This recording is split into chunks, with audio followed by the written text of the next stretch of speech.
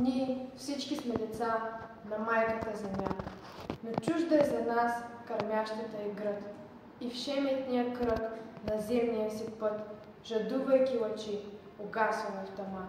Ние, бедните деца на майката земя.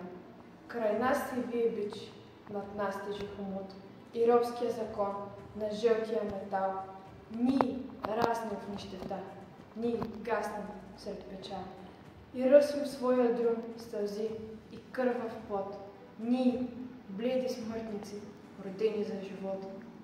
А ние сме океан от огнени вълни, величествен керван към светли висоти. Чрез нашите сърца вселената топти. Живота се крепи на раменете ни, но ние сме океан от стенищи вълни. На земните блага всевечни сме творци, а нужда ни души до хладната си град. По черните крила на дебнещата смърт привеждаме чела с трънени венци. Ние, вечните творци, ние, морните борци. Но иде ден на съд над майката земя, надвисна ураган, и в громкия му зов преплитат се в едно мраза и любов.